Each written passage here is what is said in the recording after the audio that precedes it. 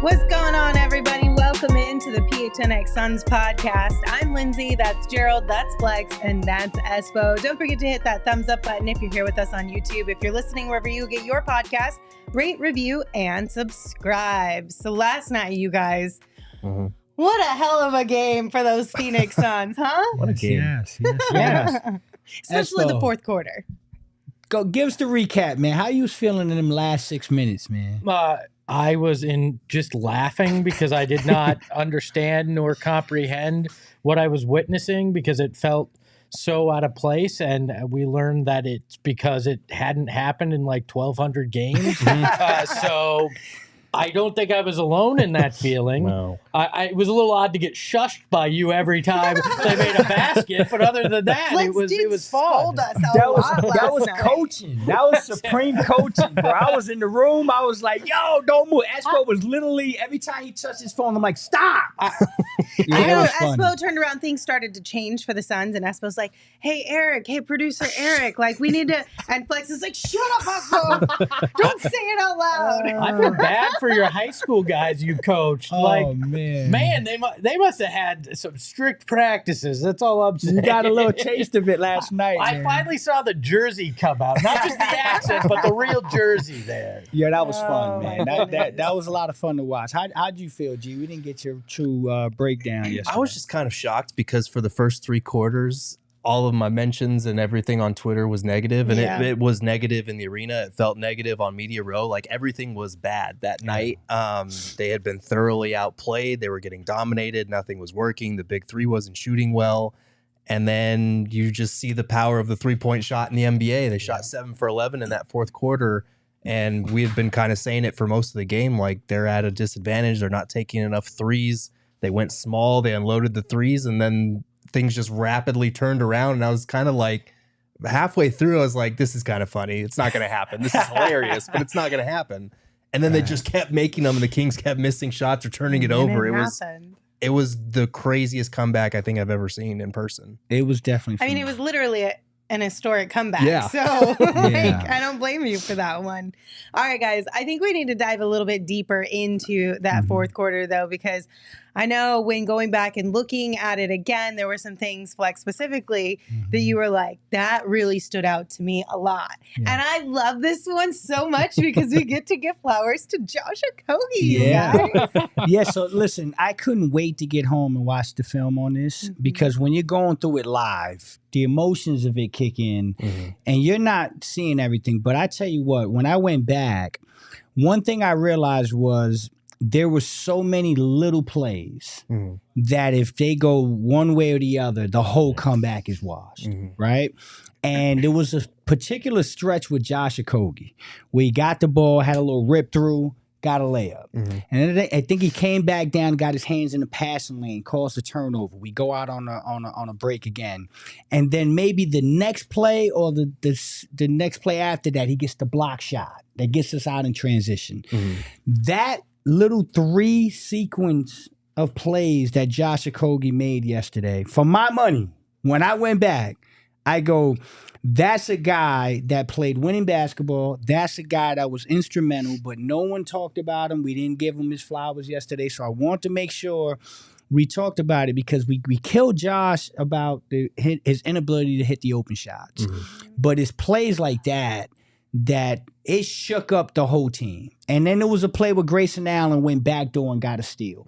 There was another play where Devin Booker's running out of bounds and he hits a ball out of bounds and dives into the crowd. Do you remember that play? Right? Now, if he doesn't make that play, that ball probably gets to Malik Monk and we got a layup and everything is totally different. So there was just so many little plays. It took a lot, but I think the stretch that I saw from Josh Okogie was really what put them over the top. That doesn't happen. We don't win that basketball game. So it's more than just shooting jumpers, guys. It really is. Yeah, it really is. And I think we didn't give KD's defense enough credit. Yes. Because you got kind of overwhelmed with what he did offensively, but when you go back and watch, KD's defense was spectacular in that 8-minute stretch in the fourth, in particular on that 3-point line. And that's been a big flaw for this team, is guarding that three. And he in particular was fantastic. Yeah, both of those guys deserve recognition for their defense last night, and that's the end of the floor that we've been most concerned about for most of the season. Frank Vogel even mentioned J.O. in his post-game comments when he was talking about the decision to go small with the 5 shooters. He said, we actually delayed that a little bit more than we were going to. I think Eric Gordon came in just over the 5-minute mark. He said we delayed that because J.O. was making so many energy plays. And so he recognized Okogie's importance in kind of helping shift the tone. KD got up there and said that the group that was in there near the end of the third, I think they closed on like a 14-6 run to get it down to 12 or 14, something like that. That was what, in his mind, helped shift the game. So you got to give credit to those guys for it was very subtle, only outscoring your opponent by 8 points over a stretch there. It's not going to turn anyone's head when you're down by 20 plus. Right. But it did help kind of crack the door open a little bit. And then KD being able to guard Sabonis was monumental down the stretch because he was slicing and dicing them all night. He had a triple-double. He was great. He's an all-star. And KD was able to handle that physicality and basically not just guard Sabonis, but switch out onto perimeter guards and stop them as well. It was hilarious. I think one of my favorite comments last night was somebody was like, they went small with KD at the 5 and Sabonis just completely forgot how to play basketball. Yeah, pretty and much. I was like, but honestly, like, shout out to KD for that one. But Espo, you bring up his defense. Gerald, you talked about it as well. KD has fully embraced playing defense for this team. Here's what he had to say about offering himself up on that end. I offered myself up this summer when we were having conversations about how we wanted to play. And I told Coach, I told James, Josh, like, my job is to be a lockdown defender. You know, obviously I'm not going to be perfect every night, but to go out there and trust that I can go out there and make life tough for the opposing players, that's a part of my job description. I mean, that's a fine. We'll recommend. I mean, I'm long, athletic, I can move, I'm experienced. Why shouldn't I be held accountable to play top line defense against anybody in the league? You know, like I said, I'm not saying I'm stopping everybody, but I think I can make life tough for any player in the league. You know, and there's some great players out here, but I feel like I can just play hard and use my length and my attributes to make life tough. And I want those assignments. So coach has been trusting me, coaching staff been trusting me even more. I know I'm getting older. I think that's probably why we didn't see this a little earlier in the season. But it's just about showing and proving. I prove to the coaching staff that I can do it, and they'll trust me more and more. And I get more opportunities like that. First of all, man, shout out to Kevin Durant, man. I mean, what he's done in these last 4 games, the challenges on defense. The other night against Portland, I went back and looked at that tape. And he was chasing Simons all over the damn floor, okay? Now, I wondered this. I went home, and I was actually in my head, I'm saying, what did Kevin do that stopped Sabonis from being Sabonis? Because he was being so physical. He was attacking at will. And I'm thinking Kevin Durant physically is nowhere near Nurkic. How did that happen? And when I went back and looked at it, man, it just shows sometimes it's about effort and it's about what's between the ears. He didn't take the pump fakes. He used his length and verticality. He said, you're stronger than me, but I know that you like to use your pump to get into a lot of your things. I'm going to sit on that. I'm going to make you shoot over me.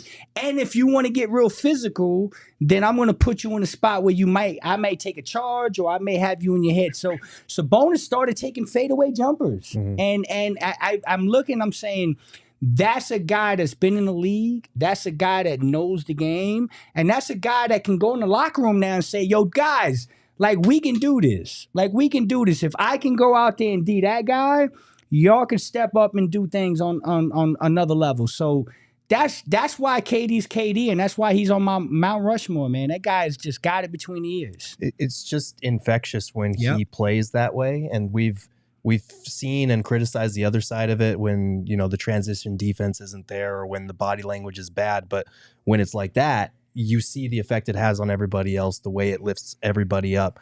And he had mentioned, to your point about defending Sabonis, like his goal, he knows that Sabonis is physical. So he said, I tried to play him with physicality and push out where he was getting his catches further away from the basket. Wow. He was saying he likes to just hold the ball like this and let guys cut every which way and throw passes and get his triple doubles. But I was just trying to get up into him, put some pressure on him, force him to be a little bit uncomfortable. And you could see the way it threw off the Kings' entire offense in that stretch with the small ball lineup. So he knows the game so incredibly well. Yeah. And the fact that he was able to do that in a game where, let's be honest, most of us, including maybe some of the players, thought it was already over. That was pretty spectacular. I loved it. But I want to give Frank Vogel a little credit for going to that look, because after going up against Nurk for a majority of that game, it was such a vastly different defensive look, and utilizing KD's length and that IQ disrupted Sabonis enough because he kind of got in that rhythm and knew what he could get from Nurk, and it changed in that fourth, and that was just enough to kind of get them unsettled. And it snowballed, like we were talking about, because they had just went through playing a game against the Bucks and having all sorts of issues in that fourth. So I think Vogel deserves a lot of credit for making the adjustment. Now, is it a long-term adjustment? No, I don't think you're going to, but it was the right adjustment in that moment, and I think you could see it in different situations. I was going to ask you that, and Gerald and all of you guys, we saw the lineup of Book, Beal, Grayson, Gordon, KD, right? I'm starting to wonder if that isn't something that you go to in spurts every game. Like, I know matchups is matchup based, and sometimes, but like it gave me a little bit of a feel of the old Steve Nash 7 seconds or less. I remember going into that season and everybody saying, well, where are these guys going to play? You can't play Joe Johnson and Quentin Richardson and Steve Nash all together. Sean Marion's too small to be a 4. Mari's too small to be a 5. And eventually they were like, no, that's what we're going to do. And something sparked quick and they ran with it.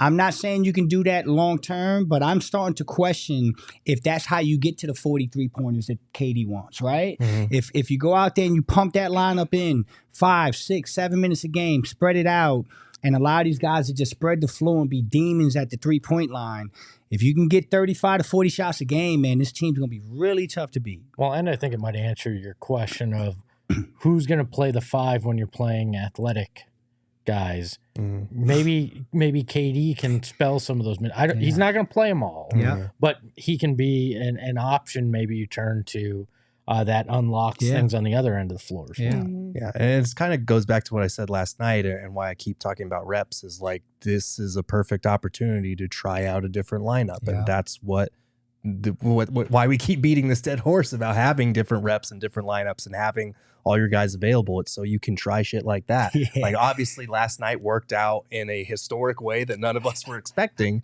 I'm not going to say that's going to be what it is every time Vogel tweaks a lineup. Yes, it is, Gerald. But like, this is why you have the regular season, so you can experiment with these things. The Suns haven't had those same opportunities. So last night was a very positive sign that, like, in a pinch in the playoffs, if you're up against a team that has that same type of free-flowing offense, go small, switch everything, and you know that KD can log some minutes as a small ball 5. That's huge to know ahead of time. Yeah.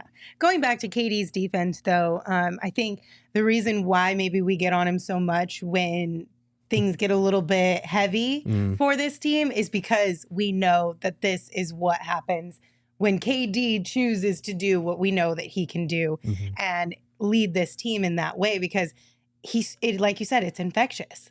Like, these guys all look up to you and have for their entire lives. So as you go, this team goes, you know, and the same can be said about a lot of guys on this team, especially within that big 3.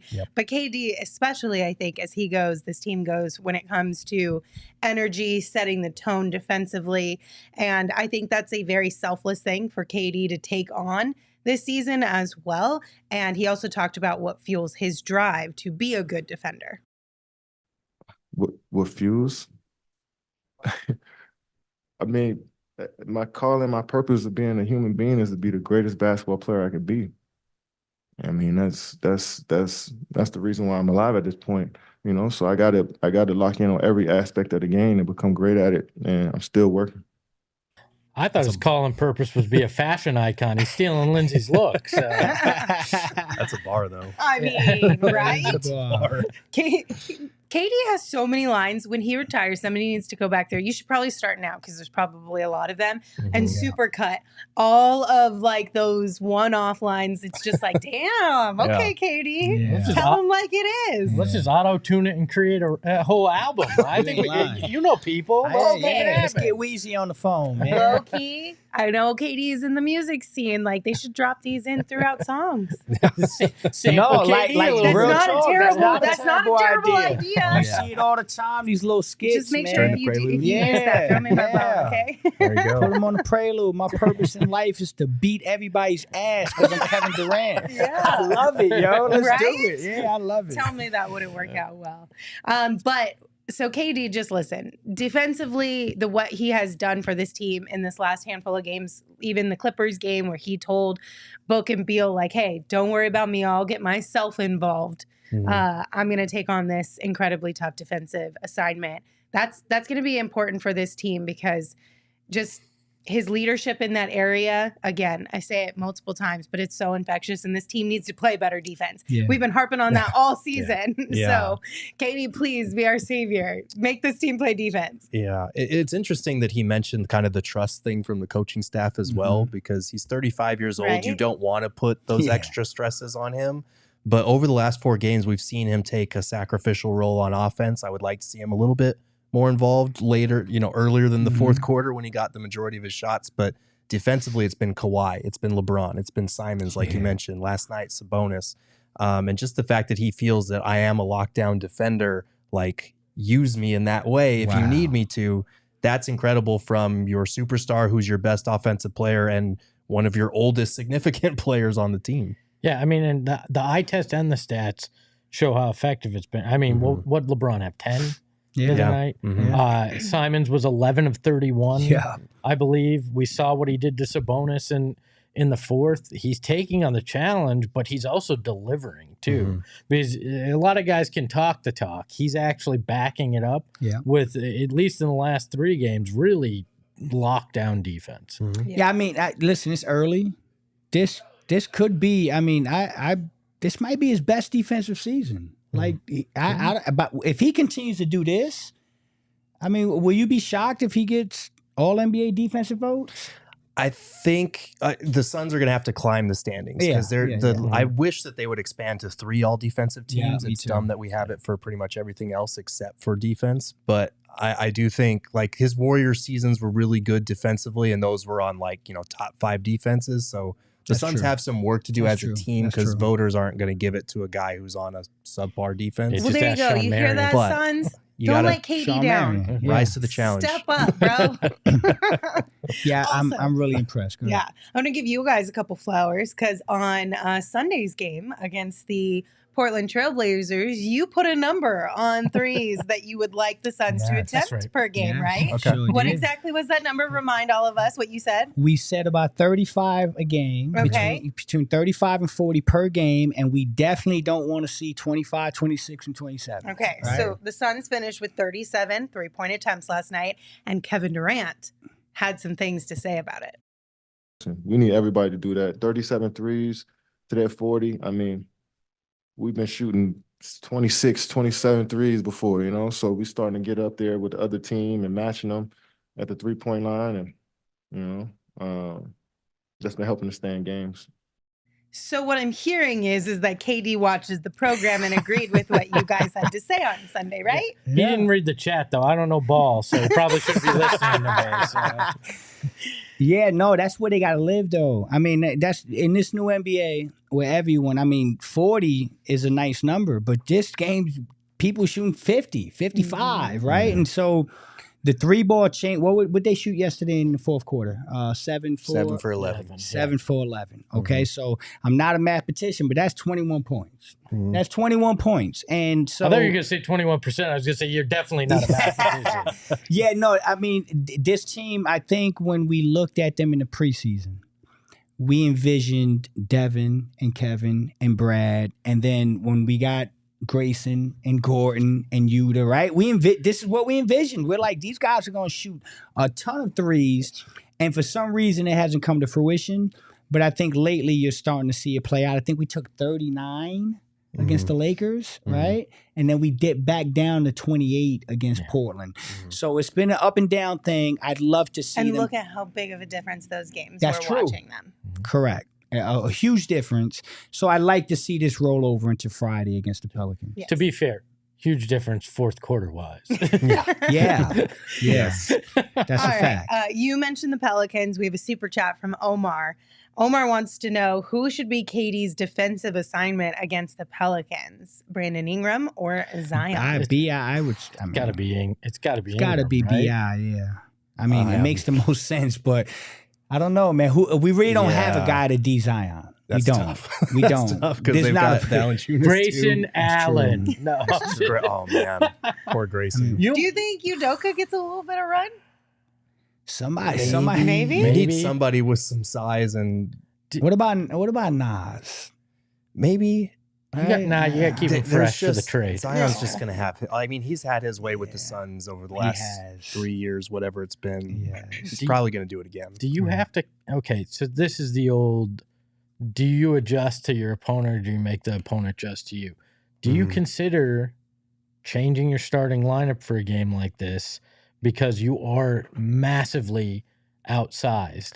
I think you try to outshoot them. I don't think the Pelicans are a good 3-point shooting Yep. team, and I think as much like Zion let him tire himself out getting contested twos, and you attack him ruthlessly on defense, like he's not in the best shape. He's That's not right. in great shape. You push the tempo. Please push the tempo Yes. and get up a lot of Right. threes. You'll be able to target him a bit. So I think that's what you do. But someone in the chat brought up Metu. Metu's might be your best Might option be, for when you start bringing bench guys in. Yeah, I will say this. I think pace is important, right? He's not in great shape, and so you try to run Zion off the court. That's one.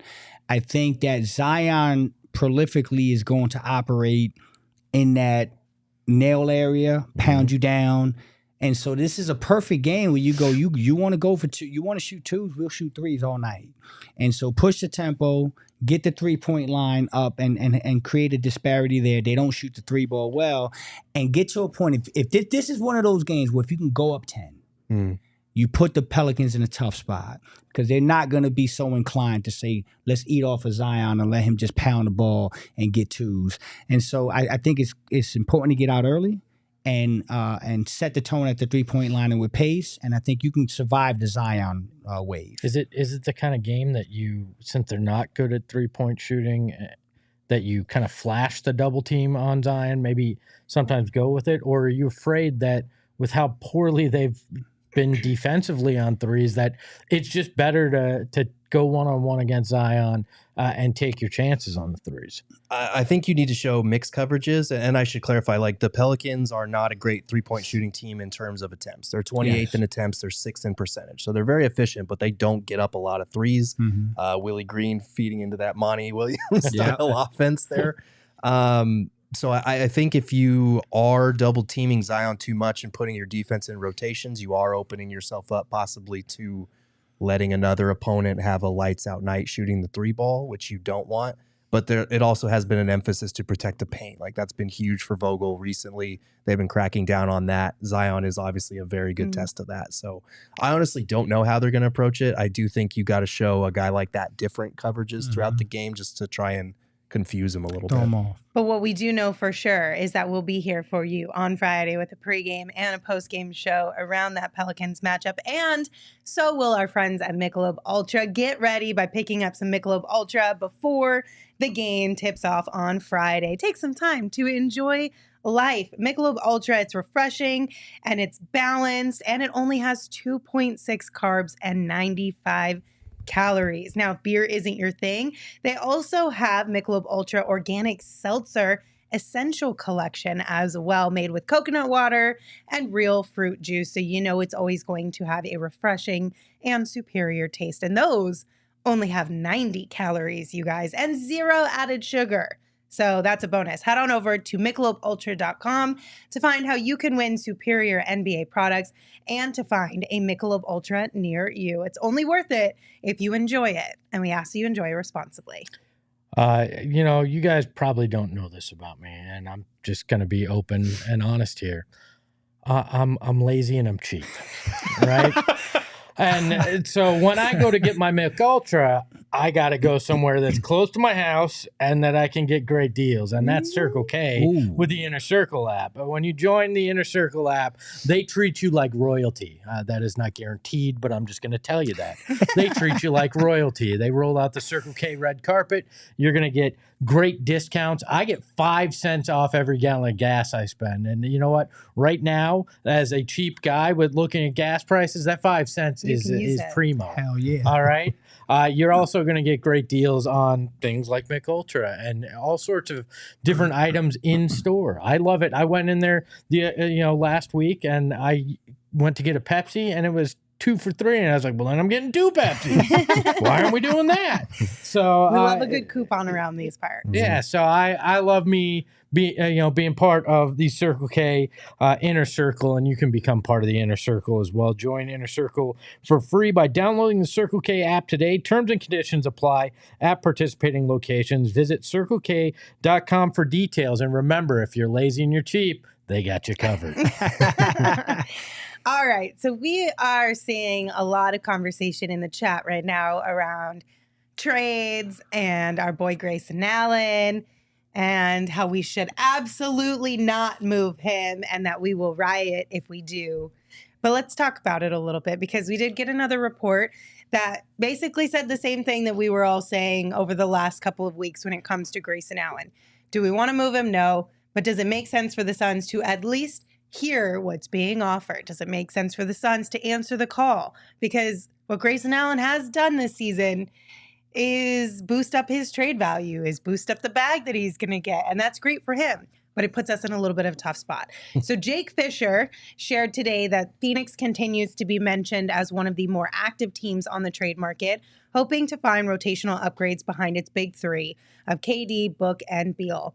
The Suns have explored what the combination of Grayson Allen and Nasir Little could bring back to the Valley, sources say, though the Suns have only 4 second-round picks at their disposal, and Allen has been arguably Phoenix's most important player this season behind Durant and Booker.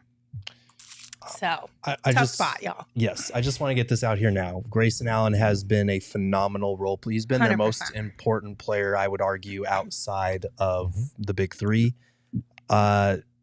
Doing your due diligence is not the same thing as actively shopping a player. That's right. They're not going to give up one of the most valuable pieces of their rotation, a guy who started every game he's played in, a guy who's shooting 48% from 3 on like 6 attempts per game, unless it gets them a certifiable upgrade at a position of need. And no, that's not point guard. Correct. I think you have to do your due diligence because you have limited trade assets at your disposal. You have second round picks. You have Nasir Little's contract. You have Grayson Allen. You have Yusuf Nurkic.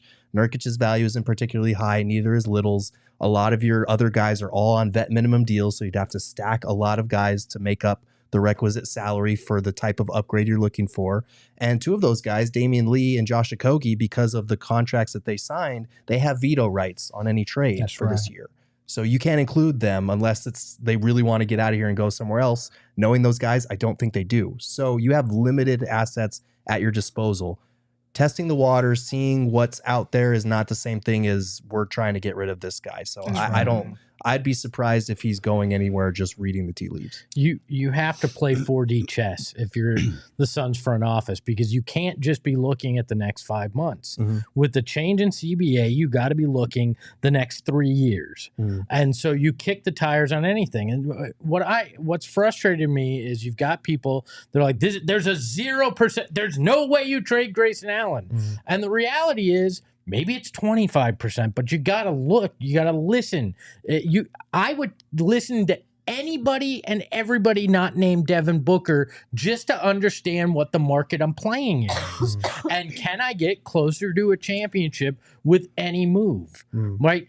Not taking calls is not doing your job in the NBA. Yeah. It doesn't mean you're actively making calls, but take calls or make a call and just go, hey, I'm gauging the market here. What would you give up for X, Y, and Z? Because understanding that is half the battle. These general managers have offices with boards of names of everybody in the league and how would the salary work if we did this? Like, it's basically Trade Machine Tuesday every day in a GM's office. It's Trade Machine Tuesday on crack, though. Yeah, Let's it be is. real. Yeah. Oh, it's insane. No, it is. And you've got guys, in that front office that know the cap so well that they can go, nope, this guy. That's the way it works. Trevor Buckstein's that guy with the Suns. And so the idea that no, they would not consider or at least field a call about a guy is just not understanding the way that the front office game is played. That's right. So when you hear this, it's not Grayson Allen's gone. It's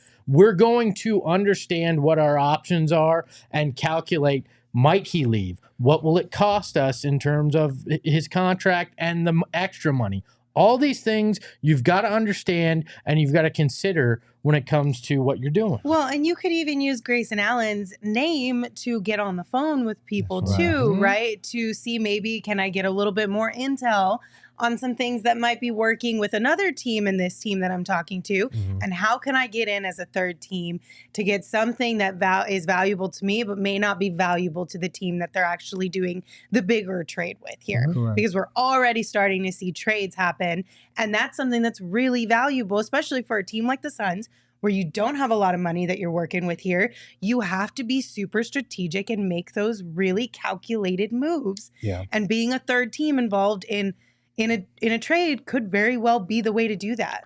And this is your last year as a team above the second apron to have a couple of not loopholes, but a little bit extra breathing space with trade. Because this is the last year you can combine salaries together in a trade. So why wouldn't you explore what Nasir and Nurk or Nasir and Grayson can get you? This is the last year that you can take on 110% of the salary you're sending out, because next year it's going to go to 100 if you're still above that second tax apron.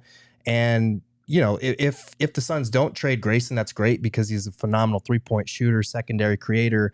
And I did clarify this. The Suns do have his full bird rights. Yeah. So they can re-sign him, go over the cap, and sign him to a significant amount compared to an outside suitor. So they just have to pay the taxes on that. They will have to pay the luxury tax. They will obviously stay above the second apron when they do that. But if you want to keep a good player who's still young, who's still in his prime, and who obviously has fit in really well in his first season here, you do that if you can't turn him into something better. And I think you could make the argument he's already secured his place here. Yeah, Flex, there's no chance they move him for something that is not substantially better. There's no chance. But Flex, you've been in discussions. You know guys around the league. I mean, somebody in the chat suggested, it's disrespectful if you take a phone call on a guy. What's a GM supposed to do? Another GM calls and you're like, if this is about Grayson, Allen, Nurkic, or KD, I'm hanging up right now. No, that's not how it works. No, that's not how it works. You see, what people don't understand is these GMs are in contact daily. They literally will call on Monday and say, what do you got? Nothing changed? Okay, I'll call you tomorrow. Like, this is how it works, right? And the Suns right now, I'm going to emphatically say this. Their best asset on this basketball team is Grayson Allen. And it's not even close. Now, I can also say this. I've been having conversations over the last 2-3 days. Things are heating up. And the Suns are having some serious conversations. And I've heard packages or conversations, not packages, but conversations that give you a little bit of a more swing for the fences type feel, right? And that would be a conversation where you're offering a particular player and a style of play that the Suns are saying, okay, I can live with that guy, but I'm going to have to give up Nurk and Grayson and Nasir together to get to that salary and to get that type of player. Okay, that's the swing for the fences move.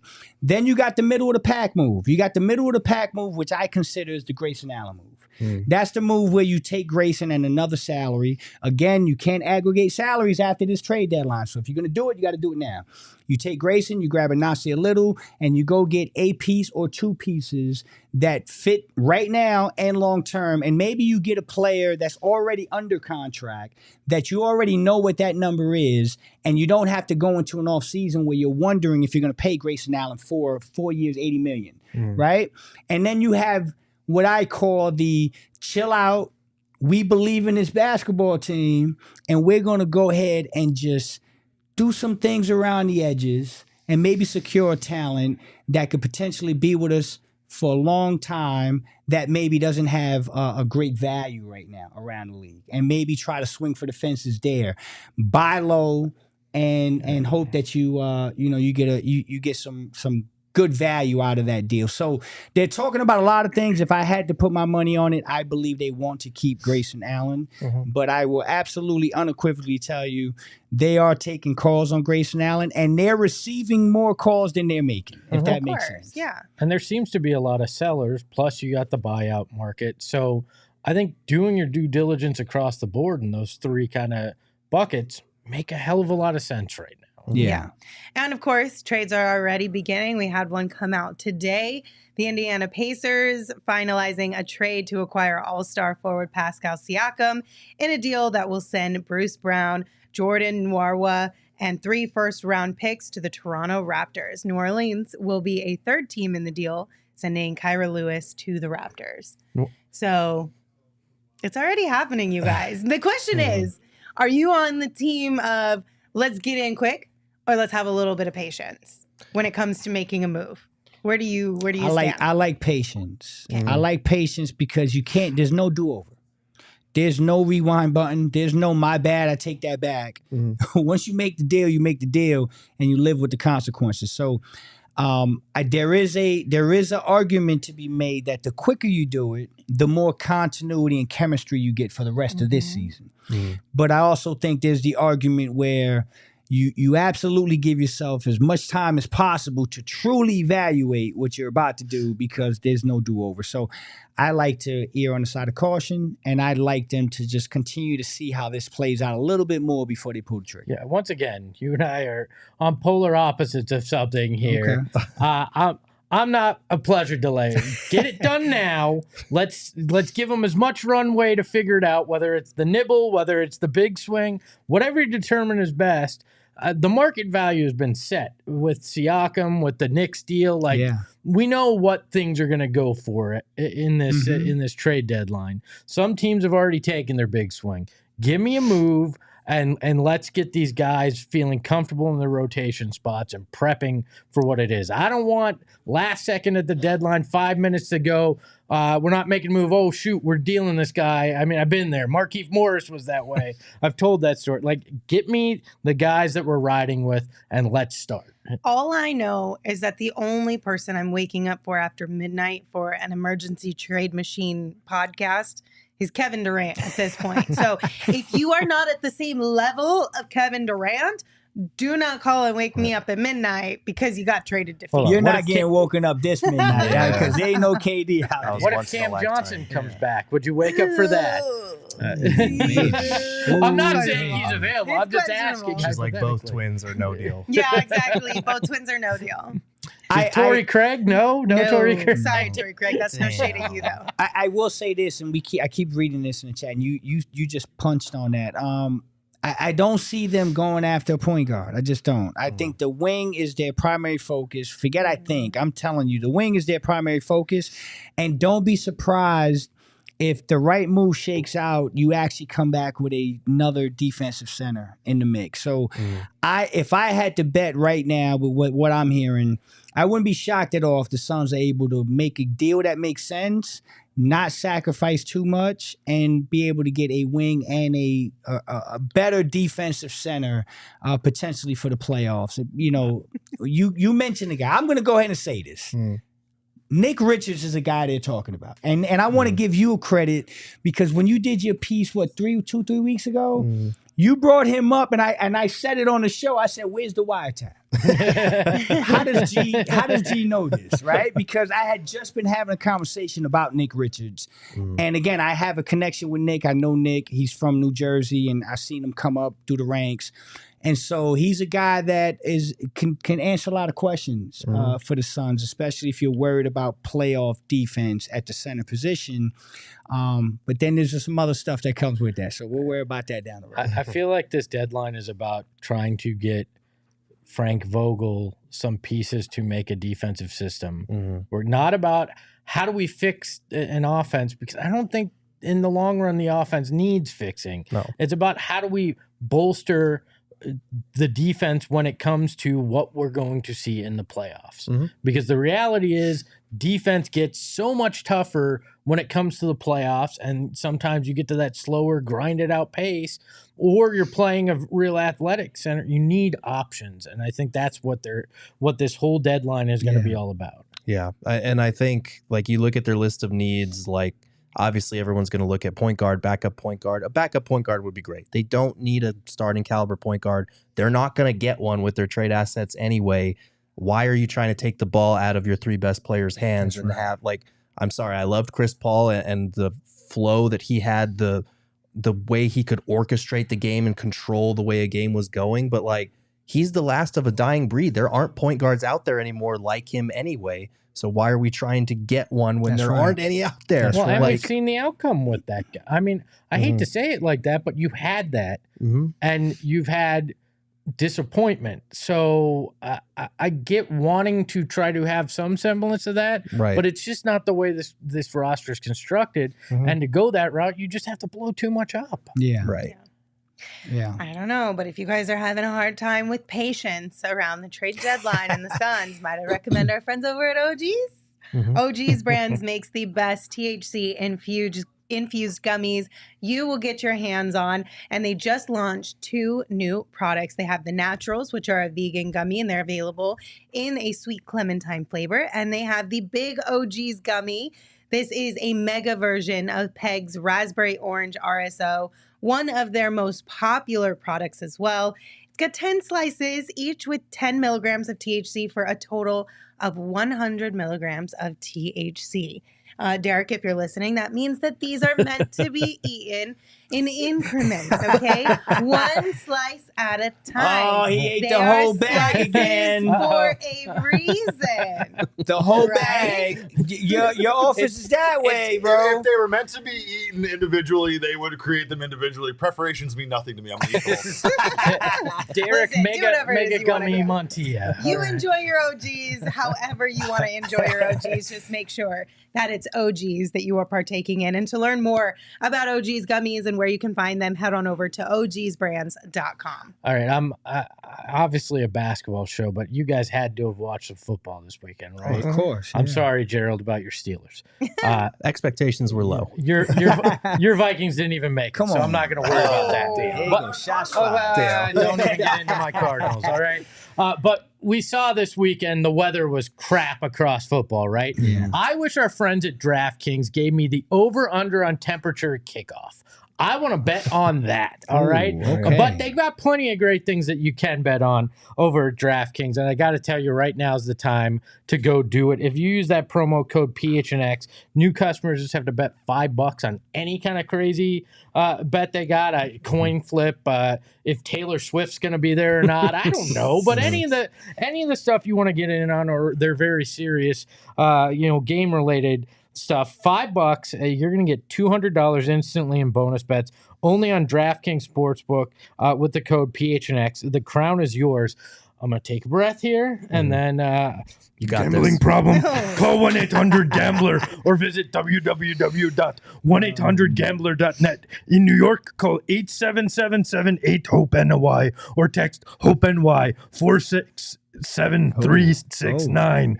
In Connecticut, help is available for problem gambling. Call 888-78-97777 or ccpg.org. Please play responsibly. On behalf of Boot Hill Casino and Resort in Kansas, 21 plus age varies by jurisdiction, void in Ontario. Bonus bets expire 168 hours after issuance. I've never done math, but on that, but not very long. See DKNY or TKNY? No, ctkng.com/hockey. I don't know why it's hockey, but sure. /hockey for eligibility and deposit restrictions, terms and responsible gaming resources. NHL and NHL Shield are registered trademarks of the National Hockey League, and I imagine the NFL Shield is NFL. Copyright NHL 2024. All rights reserved. And get stuffed, Ontario. So is that the Cookie Monster and the Rock at Yeah, the it end is. there? Is that what we Cookie doing? Monster Mix up a lost bunch some, of The things. Cookie Monster became the Rock all of a he sudden. needed some cookies halfway through. Cookie Monster saw Saw sitting in the corner and said, I got to make an appearance. You're welcome, Saw. Oh my goodness gracious. All right, guys, I have a question for you. Are you buying or selling what Devin Booker is telling us? So, The Athletic put out an article yesterday, and in it, they spoke with Devin, Kevin Durant, Bradley Beal, a whole bunch of things that they covered. Highly recommend you guys check it out. But one of the things that Devin said was that, you know, he's been on those 60-plus win teams, and he thinks that a lot of things go unfixed when you're winning games because if you win for an entire month, you're not really going through adversity. And sure, in theory, you should be able to kind of learn from the ups and the downs. But if you don't have very many downs, are you really learning a whole lot when it's mostly ups? So what he thinks is that this season, taking those lumps early, going through the adversity that they've had to go through thus far, is going to pay dividends for them in the long run because they will know how to handle it when it happens inevitably in the playoffs. Are you buying or selling what Devin is saying? 100% buying because it's what we've been saying on this show for weeks now, and it's been hard to hear through. You know how hard it has been to watch this team. Like, we're not going to beat around the bush. There's been a certain lack of joy around this team for a lot of the season just because of, you know, not having their guys available and some of the disappointing losses and fourth quarter meltdowns and whatnot. But to be honest, like, as fun as that 60-win season was, knowing how it ended, the fact that the only adversity they really faced was guys being out of the lineup here or there, like, this is hopefully more beneficial in the long run. I don't know that it's going to translate to a championship. There's a lot of good teams they're going to have to beat to get there, but I do think there's something to be said for working through a lot of that stuff in real time right now. And that's why we've been preaching patience and reps and all this other stuff that a lot of people are tired of hearing at this point. It's because you're seeing them experiment. You're seeing them learn things on the fly. And that's vital for a team come playoff time where you're going to be facing different looks than you saw all throughout the regular season. We've seen this team do really well in the regular season and then run into a wall in the postseason because what worked then isn't working when teams try different things and change things up on you and have more time to game plan for you. So for me, the opportunity to put guys in different spots and finally now for the big three in their starting five to finally build that continuity, like, that's huge for them moving forward. Yeah, I love this. I love what Devin said, and I'm totally buying it. And I've got a lot of reasons why. I mean, first of all, as a basketball player, as a coach, it's just being around the game, I always bought into that. You know, the adversities that you go through throughout the year towards the end will make you better. I took some time to read this article and go back, and you know what team popped up in my mind? The Bubble Suns. Okay? That team popped up in my mind because that team faced a lot of adversities. They had a lot of issues. There was a lot of inconsistency.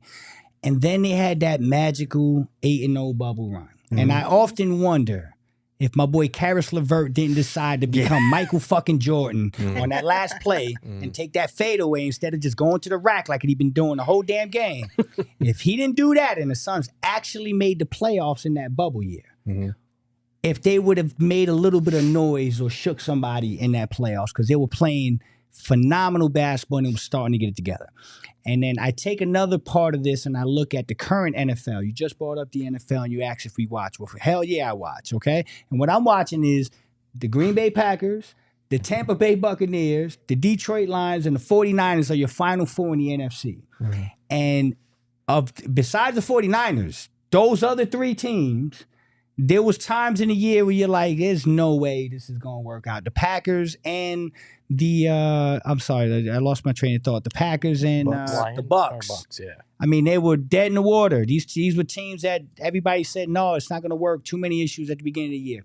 Well, they put it together at the right time. And so all that experience that they went through, the negativity, allowed them to be put in the position they are right now.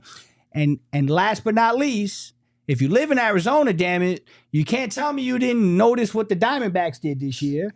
And the Diamondbacks went through a shit ton of adversity at the beginning of the year, in the middle of the year. I believe it was June. They won like 2 fucking games. Am I wrong? No. It was something like that. It meant a little hyperbole there, but they were in a lot of trouble.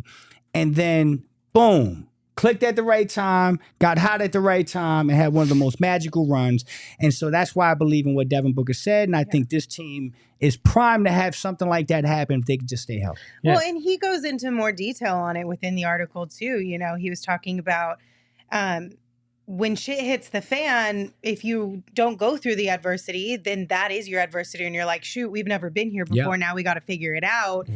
And you're figuring out at like the worst possible time where you don't have any leeway to be able to work through some of these issues. Like, you don't figure it out immediately on the fly, you're done. Season's over. Goodbye. Everybody's going home. But he understands the peaking part of this thing, right? He said, I think the name of the game is peaking at the right time, being healthy at the right time, when it's time to get to it. And obviously, of course, we all are talking about this as well, because a lot of people are saying, listen, I'm buying for now, but at a certain point in time, you got to give me my dividends, right? You got to show me that this is working, because Devin also mentioned, obviously, we want to avoid the play-in.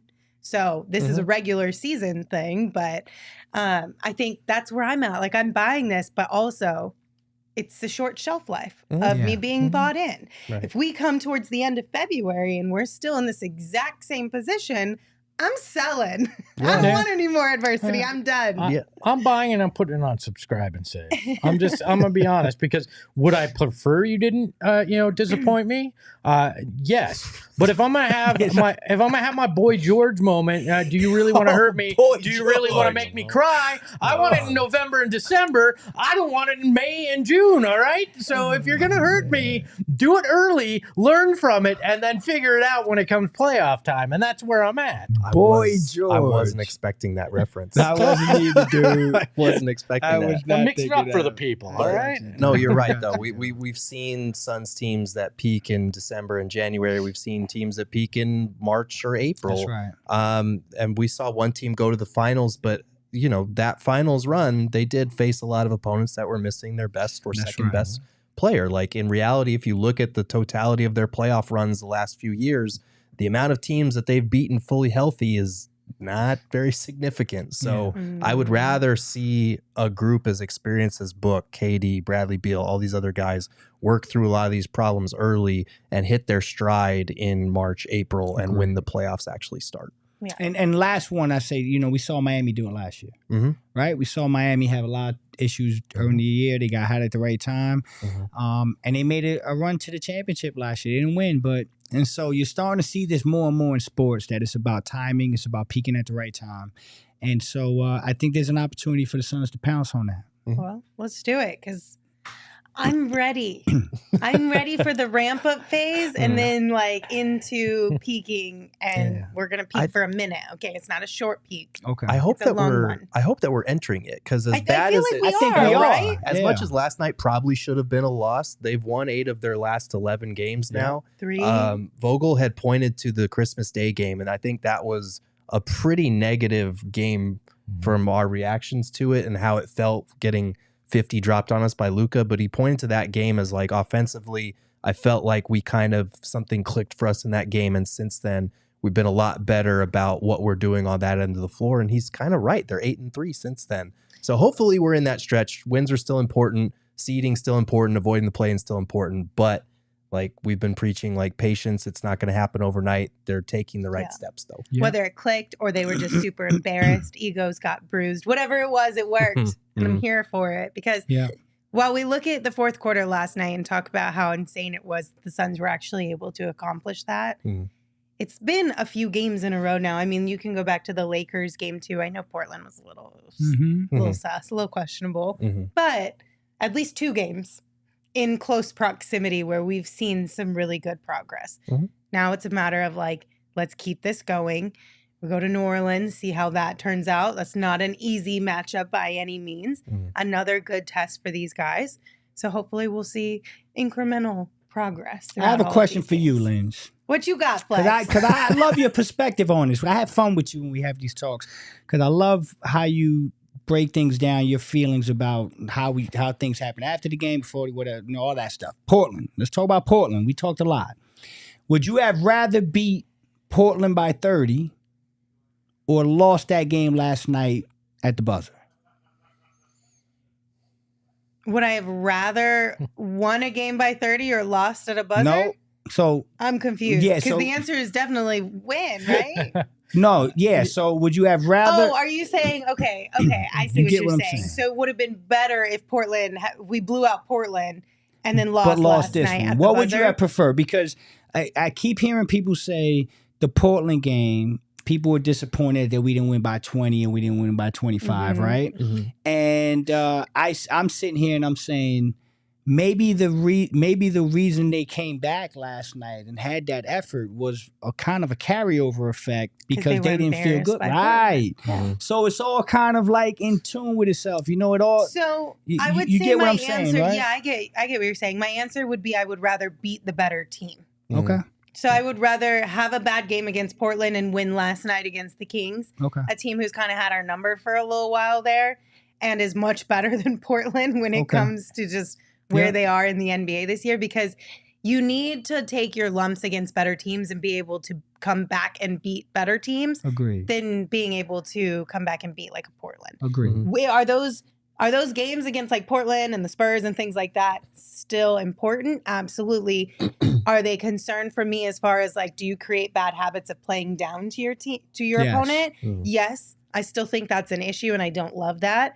But I think it does more for them to be able to come back from down 22 and beat a Kings team. That's right. Like last night than it does to blow out the 100%. But let me ask you this, Flex. Would you rather just think about what the whole narrative would have been if you played the way you played in the fourth quarter against Portland and then they lost last night's game, whether it was in the comeback and you lose on a last second shot or you lose the way it was going. The optics are worse because of what happened in that fourth. And I think that's what bothers some people is the fact that Portland almost did to the Suns what the Suns just did to the Kings. And I think that was the concern within it. You saw that lead shrink to 4 in the fourth, and with everything that's happened, you go, oh my gosh, it's going to happen again. It's going to happen to Portland, who's playing basically a roster that looks like it came from the Sisters of the Poor. All right. But that's my problem is you can't have your cake and eat it too. If you're going to focus on process versus results, because the whole time we've been sitting here saying like they need more reps together, they need more time together. It's about the process. For us to then turn around and say, well, the Kings game, I don't feel good about that because they won, but they look like shit for 3. Right. Like, is it process or is it results? I think the truth is it's a little bit of both. But for right now, like they're working through these things. And I think if you can work through things and still come out with a win in a game you had no business winning, that's a good thing. It doesn't erase my concerns that we saw through 3 quarters, obviously. But I'm just asking people to pick a lane if they're going to go process versus results. I want to be clear. I'm glad they won. I want to eat it too. Hold on. But I think I lean more to the more. I agree it needs to be both, but I lean more to the result, right? And I get the process as part of it. I mean, that's why that was the nickname for the 76ers. Right. But the result it also matters tremendously to me, and I lean more to that other side, and that's why I look at it that way. But I agree. I'm glad they came back and won last night. Let's make that clear. I like the process. I think the result is important, but I think that result, if you get the process right, results will eventually come, right? Here's the one thing I'll say, and I want to put a button on this, right? I saw 2 similarities between the Portland game and yesterday's game. I went back and looked at both of them, and here's what I saw. I didn't care about the result or the 11-point win. I looked at a certain chunk of the game. When did Portland get that down to 4? It's about the fourth quarter. 5-minute mark, right? And then the Phoenix Suns said, let's get it going. Yep. Now, I looked at that game and I go back and look at yesterday's game. And what I saw was a team that under 6 minutes took something from Portland and said, yo, we almost blew that game at Portland, and then we got our shit together and we pulled away. And then they come into this game, 6-minute mark, and it's looking kind of, it's getting tight. And again, they put it together. So what I see is 2 consistent 6-minute spurts in back-to-back fourth quarters, which is something that process-wise you got to be comfortable with. You got to say, okay, this is 2 consecutive games where with 6-minute mark or under, they had to perform and get it done, and they did. So the rest of it, to me, I'm washing it away. I'm saying, yeah, and if you add those 2 halves of those 2 quarters, then you got a full fourth quarter progress via math. There we go. So it's coming. You're on our level, you guys. It's coming, dogs. Is it too much to ask that, maybe the 6-minute... Math, Gerald! Let's go, G. The one time she uses math. Get on it, G. I mean, is it too much to ask, though, that at the 6-minute mark of the third quarter, they go, hey, maybe we should kick that into gear? That'd be great. Coming, dog. That's the next step. We get a quarter and a half of it? All right. That's math, Gerald. You go from 1 quarter to a quarter and a half. Slow and steady wins the race, baby. Cecil Turtle right here. Oh, man. You're going nice and Oh slow. my goodness gracious. Absolutely love it. Just as much as I love Empire Today, their jingle, their customer service, their amazing flooring, and you guys will love it as well. With Empire Today, you get shop at home convenience, the right product for your needs, and quick and professional installation. And the best part is you get to see what it's going to look like in your home before you even get it installed. So you know for sure you're going to love it and you're picking the right flooring for what vibes you're going for in your house by using their floor visualizer. You can check that out at empiretoday.com/PHNX. And when you use that code PHNX, you can also save some money. So schedule a free in-home estimate today and use that code PHNX and you can receive a $350 off discount. Restrictions do apply. See empiretoday.com/PHNX for all the details. I used that, and the purple shag carpet looks amazing in my house. I cannot wait. You would love a purple shag. Honestly, shag carpet is kind of underrated.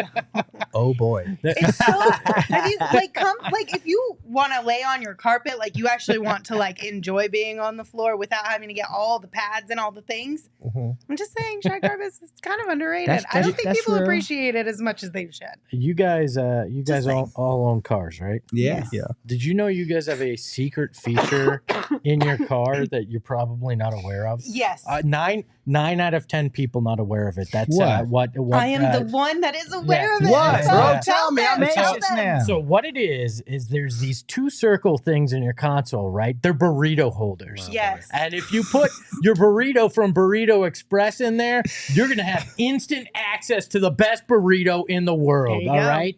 Super convenient while you're driving. It's fast, it's affordable, and I love my friends over at Burrito Express for unlocking the potential of my car. I was unaware of this, and I stole this from Sean Shane and Totri on the ASU show, but to hell with them. I discovered this in my car. So if you want to go grab some of the best burritos in town, they have multiple Valley locations. They love community service, so go out there and support them because they support you. Grab a burrito and follow Burrito Express on Twitter at BurritoEXP. Can I get Empire to put in shag carpeting in my burrito holder just to give it a nice warm hug? It would keep it warm, Right. and it would keep it safe too. To be nice and snug. I don't know about beans in my protected. shag carpet. I don't know. What do you mean? But I'm a messy eater. You're gonna put a naked burrito in the burrito holder? That's just rude. First of all, That's just rude. Use protection. I love No raw dog in the burrito. All right. Oh man. Y'all took it there Here's the just thing. just so y'all know. That I'm wasn't very me. disappointed. Protect your burrito. Why? Because I love Burrito Express. Shout out. But when you said you really had me going, I'm like, what the hell is in my car that I don't know about? Flex Number is the one. gullible one Yeah. today. So I thought you was gonna be real. Number 2, my OCD will not allow me to put a damn burrito in my car. In your car at all? I can't What do do you it. walk to get your burritos? Bro, I don't even like my wife eating in the car. Like this, the OCD. That sounds. It's like, yo, honestly, that sounds like wait till you get home, and I swear if you drop a French fry in this car and see if yeah. So You were never riding in my car, Flex. The judgment, I can already feel it. All right. so yeah, I feel cheated, bro. Give me something that I can do with this car. You said find something, man. I'll get the owner's manual out. I will find something that your car has you're unaware of. All right. A couple super chats here that I want us to look at. Omar sent us one and they said, Gerald, solo leveling. Check it out. Thank me later. Okay, Ooh. appreciate What it, is Omar. this? I'll look at. I think I looked it What up. is this? It might be an anime or a TV show. Okay. but I'll look into it, Omar. Appreciate you. Cool. Leo sent us one and they said, do you like a trade with Larry Nance Jr. and Jose Alvarado to the Suns for Nasir, KVD, Eubanks, and Goodwin? I like it. I don't think New Orleans would like it. I was gonna say I'd do that right now. Call it in. I like Alvarado. But then I I like gotta like Alvarado's Jose tough, Alvarado man. too. I love both Alvarado's of those guys. tough, I would dog. be. Hey, New York, Would not Puerto be Rico, opposed. stand up. That's my boy Jose. Except when he played the Suns. What does it Alvarado. say? Purrin' kitties? Okay. Thank you for sending us a super chat. I believe actually this is their 5th super chat on the Nice. live stream. Let's Shout go. out to you guys Let's sending go. us $10 today, and they said, I've never doubted my Suns. They frustrate me when they play lazy, sloppy, and not to their full potential. If they keep up this level of intensity, they won't lose many games. Go Suns. This sounds like my parents in high school talking about me. He You're frustrates me when they're lazy, disappointing, sloppy, but I and not still love living up you. to their his full potential. Oh my God. Damn, that's fun. Well, that was also on my report card in high Espo school. needs to go to too. therapy. Does anybody want to I sponsor go- this show who's a therapist, and we'll just send Espo to you in exchange for whatever we can do so we can. I've been going once a week for like 20 years. I don't think it's working. Can we turn it into some diehard content? We Just can. Espo's therapy Oh sessions? my God. Okay. Listen, last night, Gerald, you told us that Grayson Allen politely, very ever so kindly asked Suns fans if we could work together a little bit more to create a better home environment. And the way that you said it, I was like, okay, yeah, sure, whatever, Grayson. And then when I watched the clip, I was like, oh, man. So we're going to make you guys watch it. We're going to talk about it. It was a lot about energy. The energy of the building was bad at points tonight. Like the crowd was booing, which I wish they would. We would work together with the crowd. Like I understand we weren't playing well. They paid for their tickets. They can come out and cheer however they want to. But man, when we're down, like we want to be a great home court team, and we have such a great crowd. When it was so loud tonight, like I wish they would cheer us on and help give us some energy in those times too. But in the fourth quarter, when we went on that run, the crowd was incredible. It was the loudest I'd heard it all season. And that kind of energy, like that just, when you have that kind of energy from the crowd, you're getting stops, you're running up and down the court, hitting threes, like it's just flowing. You have so much momentum. Everything is clicking. It's like a great spot to be in as a team. Like you feel like you're doing everything perfect. You feel like everything's going to go right. And part of that momentum, that feeling from the crowd, that feeling of being on that run is why we made all those shots, because we were getting good looks. But we made all of them because of the energy of the building, the energy of the game. So that's one of the things like this. One of the things I just wish is that us and the crowd would work together a little bit more. Like, seriously, you I guys? love it, man. Tell me that this man hasn't been to therapy before, because he goes, I just really wish that we could work together a little bit better. Like, it's on me as much as it is on us to make this better. There's no you, it's we and me. Then how about some practice? Grayson? I love it, Grayson. I loved it, and I love it not just because he touched on something that I had brought up before, but like. He had earned the right to say that after last night's game, because as much as it was bad through 3 quarters and we could talk about like, why are we going to cheer? They're not playing well. Grayson was playing He was well. So he hooping. was the one guy on the team through 4 quarters who could look something into the camera and say that. Yeah. I do think there is a difference. Look, I understand the validity too. We paid for a ticket. This team is not playing well. They're not, it doesn't look like they're trying. They're getting their ass beat. Like, why are we going to cheer? But at the same time, there's a difference between 17,000 judgmental eyes and 17,000 supporters. And a lot of times, like I said, they could give up like an 8-0 run or miss some free throws or something. And you'll feel that nervous energy in the crowd. And I don't feel like a lot of other NBA home arenas have that to this degree. And I think it's because we've been hurt before in this arena. I think it's because expectations for this group are so high. It's because we haven't gotten our big three out there a lot. But I do think the vibes from that 2021 finals run, it's very different in there now. And I think that has to change. And he spoke to something that has to change if we want to get back to being that home crowd. So what you're saying is the crowd's Hall & Oates. It's the prying eyes. They're watching you. Oh my God. Too many references in one show. Too many. I tried. It's fine. I need to go for more therapy. Grayson could help you probably. Maybe. He probably could. He could. G, set that up. G, just ask G to set it up. Maybe that's how Grayson can help everybody. One-on-one sessions with each fan. We want to fix this. Well, then they put in the sweat equity here. Oh my goodness. Don't you have a solution for this? I do have a Espo? solution. What's your solution? We talked about it last night. I think a big part of the trust it. No, this is serious. This is not sarcastic. Okay. Well, maybe a little. I mean, I always am. But we talked about it last night. I think part of the problem is that fans, the diehard true fans, in some cases are getting priced out. It's inevitable. I mean, tickets were dirt cheap. Hell, they were giving them away today. And you got a certain kind of fan that was able to attend, and diehard, passionate, younger that get in there. Now I think you've got the status symbol fan, the $100 bill counting kind of guy from the finals, sitting down there. And the Clippers, who are moving into the Intuit Dome at the beginning of next season, have an interesting solution. And while I usually don't advocate for being like the Clippers, we already broke that seal when we decided to have a terrible owner that we had to run out of town. So maybe we should listen to them at least one more time, right? And follow their footsteps. They're starting something called The Wall, which is 51 uninterrupted rows of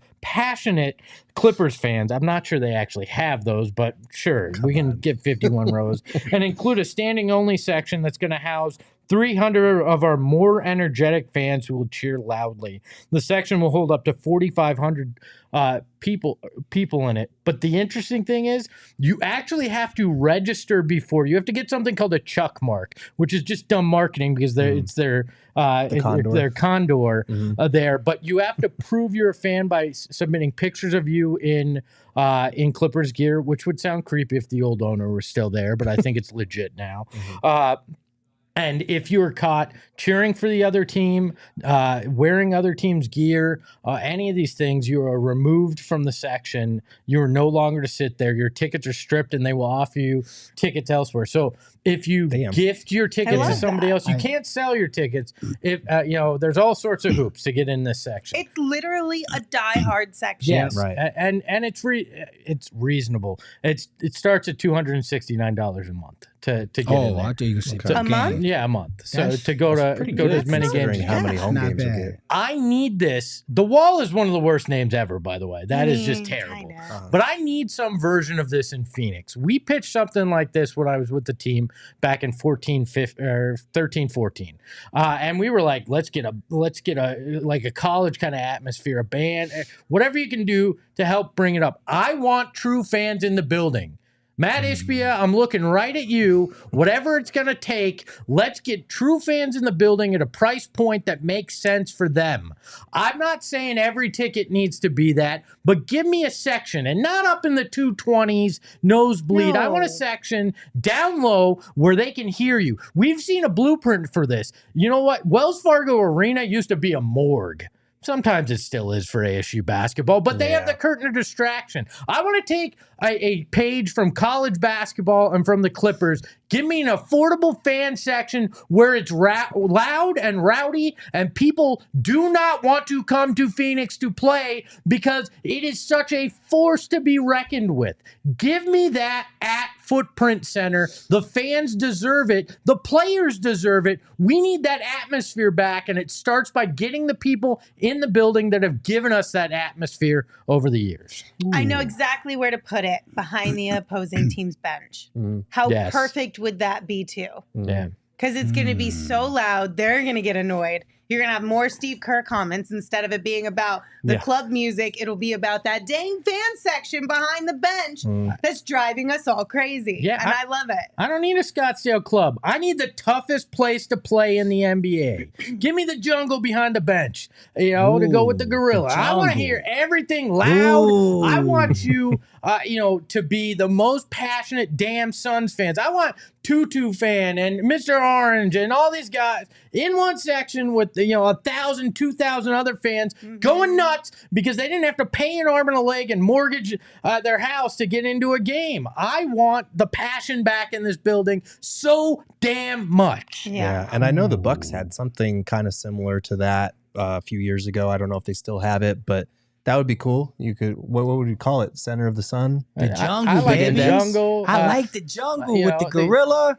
Okay. Oh, yeah, Okay. I'm feeling it, bro. I love this. And you know what? It's funny. Saul's not on the show right now, but we talked about this, right? The other night, I think when I read it the other day, and when I read, I'm like, holy shit, they got something. That's going to be a huge hit. And sports in general, people, what's that? It's a copycat league, right? Sports in general is a copycat league. I mean, life at this point. That's fair. So I do feel like the Clippers are going to do this, and this is going to start to kind of trickle down to other arenas. So why not line up and be next in line, get the jungle going? The difference is it could work in Phoenix. This isn't a town where You can't like do the it in Clippers, Madison Square Garden. Well, no, but the Clippers they're everybody's second favorite team. They're Lakers fans who get bored with the gold and purple if they're losing, right? Billy Crystal ain't gonna energize the crowd, right? I think he would. I don't think these Clippers fans can pull this off. But Phoenix, we could show them how to do it. We could show the whole league this is the kind of place that you don't want to screw with. I mean, I want it like GCU's arena. I want to see the purple all over the place, going nuts, and nobody can handle playing here. Here's a question. If Emma Stone wants to sit there, can she? No. Hell yeah. No. See what I'm saying? What? No. Emma What do you Stone's got to mean? sit next to Gerald Come because on, Gerald man. deserves to hang out with the celebs. That's an acceptable answer. one of the Emma's going to sit on the bench. I mean, she's already waving at Book and Grayson. Give her the slot on the I feel like next to the Emma bench. would be at the front of the section. front of leading the it. section. Or at least for a part of the For at game. Like, least if you have celebrities who are fans of the actual team that they're at the arena for. Sorry, that was a struggle bus of a situation.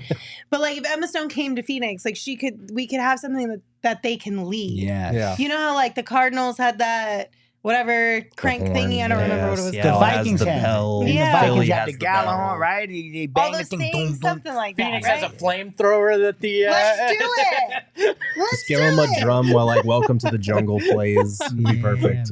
You would put it behind the visitors bench. I mean, somebody in the chat said that those are like some of the most expensive tickets that you can get your hands on. But I think even if it wasn't like the first 5 rows or the first 10 rows, like directly to where you have essentially courtside seats, but it was that whole section from a certain level up, I'd be okay with that too. You know what? Sacrifice. Or in the corner next to the bench or the opposing That team's little bench. corner, Like maybe not the section directly behind it, but the corner section right next to it. I do that like would it work right too. behind the basket. Sacrifice. I a do little like it right behind the do basket. too. I think the Clippers. And did you mention in there that you can't wear opposing gear? Yeah, you can't wear. Like There's strict rules. And now we'll see if they enforce them, but there's strict rules that they're going to have. I like it. Theirs is right. The whole section right behind the basket. It is like the whole end. This is a huge thing.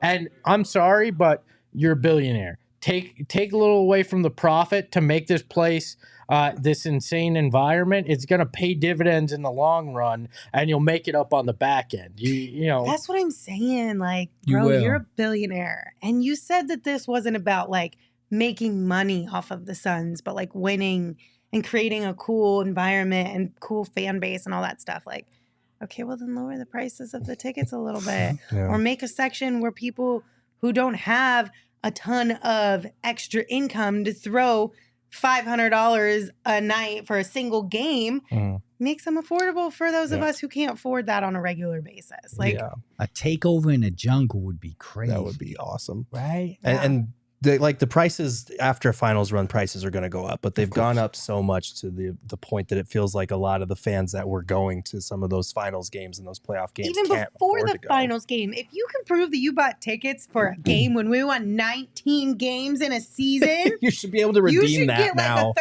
30% Oh, I think you discount for the bought. rest of your life. Hold on. So Like you were hold there on. at that You point. should get a free T-shirt. I survived you the should- 2017-18 Yes. I'm You getting get the cheated. therapy from 100%. Grayson Allen with it too. Free It'll be ticket. great. Lindsay, hold on. I'm getting cheated. I need you to be my lawyer. Because forget getting a damn ticket. I was flying 3,000 miles, paying for airplane, for hotel, rent a car, airline tickets, I plus feel the tickets to the you. damn game. And we was winning 19 games. I was in that damn tunnel with Espo, man. And man, there was nobody there. There was nobody there. So yeah, I'm with you. You want to represent me? I got you. He needs to be I got reimbursed you. on his per I diem. damn for that sure shirt. do. Let's work on that, yo. Let's work on that. All right, guys. Thank you for hanging out with us. We appreciate you. We'll be back tomorrow with another show at 3 p.m. So plan to come hang out with us then. Before we get out of here, we did have some really heartbreaking and unfortunate news in the NBA today. Gerald, I know you wanted to say something. Yeah, Warriors assistant Dejan Milajevic passed away today, and he was a guy that touched a lot of different players around the league, including a couple on the Suns, Yusuf Nurkic, Damian Lee. It's really tragic at 46 years old that he's gone now and so suddenly. So we just wanted to say rest in peace to him. We are praying and thinking of everyone around the league who is hurting with this tragic news. Obviously, this is never the type of thing that you want to see, and it's just a reminder that life is short and life goes so much further beyond basketball. It's about the connections you make and the people that you meet. So RIP to him, and again, thoughts and prayers to everybody who is grieving during this time. And credit to the league not making him play this game tonight. I'm Yeah. glad that they're letting them grieve appropriately, rather, again, not putting profit ahead of people. So we're sending all good vibes to all of them and all of you guys too.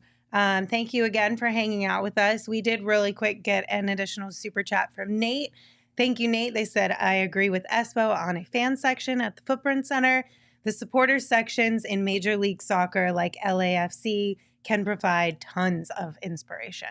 And Nate says an affordable preseason game at Madhouse on McDowell. We tried to do it while I was there. The facility can't handle it. They did a scrimmage, but that was about it. And that place has seen much, much better. And even that scrimmage was rough. Yes, It's going to take a pretty penny to fix that place up to be able to handle that type of stuff. Okay. You can give the show a follow on social at PHNX_Suns. You can follow me at Lindsay Smith AZ. You can follow Gerald at Gerald Bourget. You can follow Flex at Flex from Jersey. And of course, you can follow Espo at Espo. Espo, take us home. Welcome to the jungle, baby. Ahoy, hoy. We all silly like the mayor.